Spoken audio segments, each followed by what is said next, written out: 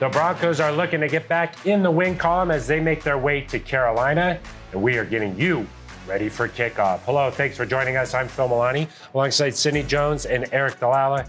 Guys, let's talk about the offensive side of the ball a little bit. The Broncos have made a switch at the play calling position. Clint Kubiak called his first game last week, and they're sticking with him, Sid. Yeah, Phil, I like the move, and I thought he did a great job on Sunday. You know, the offense, they started off fast. You know, they had their first opening drive touchdown of the season. You know, I thought they had a good rhythm to start the game there, especially in the first half. And, you know, Russell Wilson, he ended the game with, you know, his highest completion percentage of the season so far. So I think it was a good move. You know, he's a proven play caller in this league, was a play caller in Minnesota Vikings last year. You know, he talked about Russell Wilson's relationship with Clint Kubiak. You know, Clint being the quarterback's coach, they talk all of the time. They have really good communication, and, you know, he knows what Russell does best and what Russell's comfortable with. Yeah, it felt like they got into a good rhythm, a good balance between the run and pass. And Eric, it also frees up Nathaniel Hackett to do some other stuff. Yeah, I mean, I think the thing about being a head coach, Phil, is that you've got to be the CEO type, and you've got to be able to have your fingerprints on everything in the organization, whether that's offense, defense, special teams. Nathaniel Hackett was able to spend some more time this week in other meetings, not so much leading them, but just kind of listening in and almost kind of a quality control type deal where you're making sure that everything is going smoothly at all levels of the organization. You know, obviously play calling is what he loves to do, and I'm sure it was difficult to give that up.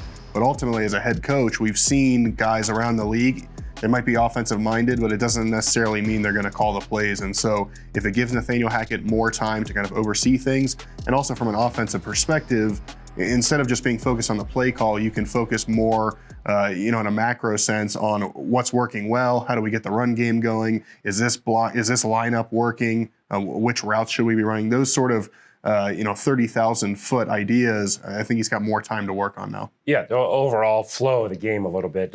Nathaniel Hackett was asked this week about his relationship with Clint Kubiak. Here's what he had to say.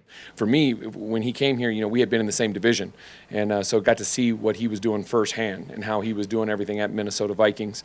So I had tons of respect for him. Being a coach's kid, you know, I think that's always something that's a plus. And just as we've been here, getting to know him, being around him, watching his professionalism, his humor, everything is great, and I think the players really like it. So Nathaniel Hackett handing things over to Clint Kubiak, and he's working very closely with Russell Wilson.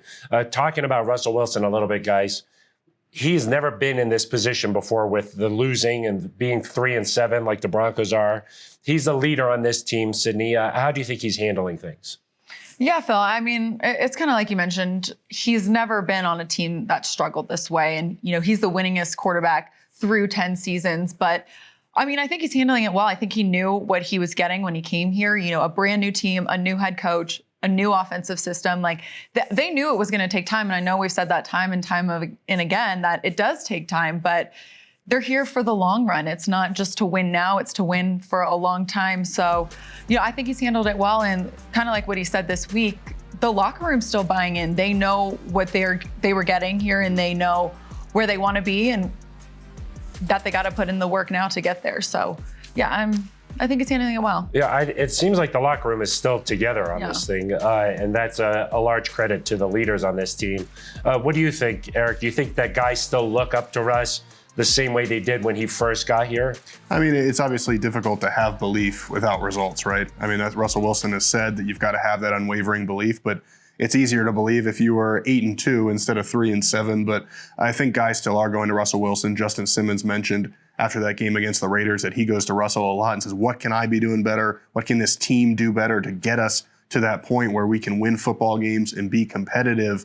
I think Russell's probably learning a little bit here too, because you mentioned that he hasn't been in this situation before. Well, you probably have to lead differently if you're 3-7 versus if you're 8-2, 7-3. And so I'm sure for him, he's probably figuring out, how do I guide players in this locker room that have not had the success that I've had? I mean, if you're Russell, you know if you keep working hard, this thing is going to work itself out at some point. But if you're a Justin Simmons, a Cortland Sutton, you know, guys that have been on this team for a while and not seen success, it's harder to have that belief. And so I'm sure for Russell, it's testing his leadership, but I do think, like Sidney mentioned, that guys are still buying in. Yeah, it's interesting. When you first get here, it's like, oh, this is Super Bowl winning quarterback Russell Wilson.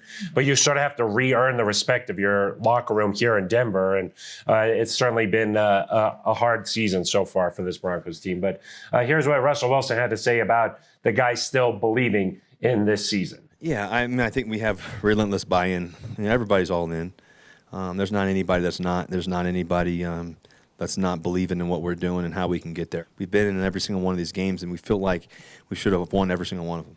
And as disappointing as that is, we are where we are, and we got to respond. We got to react. We got to get better. We got to improve. Let's switch sides to the defensive side of the ball a little bit, guys. Pat Surtain, so reliable this season, hadn't given up a touchdown this year. Last week, though, Davante Adams had a big game, not necessarily just against him, but against this Broncos defense. Do you think Pat bounces back this week? Yeah, Phil. I think no doubt Pat bounces back. You know, Pat is a pro in this league, and as a corner, you have to have a short-term memory. And he even said that following the game on Sunday. And yeah, he did have some costly mistakes, you know, versus Davante Adams, but it's Davante Adams, you know, one of the best receivers in this league. So, you know, I think no doubt he'll come out on Sunday in Carolina like Sunday had never happened. The previous Sunday had never happened. Yeah, we talk about Russell Wilson being in uncharted territory a little bit with the losing. This was a new territory for Pat Surtain after the game. Davante Adams went into the camera and said that he's not ready. You know, that Surtain isn't ready. How do you think he is going to bounce back? Yeah, I mean, Pat, no one's more disappointed, I think, in that play at the end of overtime than Pat Surtain. I mean, he's a guy that has high expectations for himself. Obviously played on a national championship team at Alabama, so he's used to winning. He's used to playing at the highest level. So that's probably been eating at him all week. Probably ready to get back out there against Carolina, go against DJ Moore or whoever the Broncos choose to line him up against and shut them down. And I think a good kind of learning lesson there for Pat, in that he was trying to make this big play. We've asked him all season, hey, you haven't had these interceptions, you haven't had these game-changing plays. Maybe a situation there where he wanted to try to make that a little bit too much, and instead now can learn it. You know, it's a costly lesson, but can learn, hey, you got to play within the defense, let things come to you, and maybe he's able to make a play this week, but you can't overexert yourself there in the defense. You got to have a short memory playing the cornerback position for sure. Here's defensive coordinator Ejiro Evero talking about Surtain's week. He's not the reason we lost the game. There was enough plays to be made in that game, and you know, I have full confidence in him. You know, he didn't play his best, but you know, he's going to bounce back. He'll be just fine. Time to wrap up now with predictions. Sydney, let's start with you. Phil, I'm going to say 2013 Broncos. 2013, Yeah. Okay. They get the 20 points. I think so. Okay. Could An give you calling a outburst. game again. Yeah.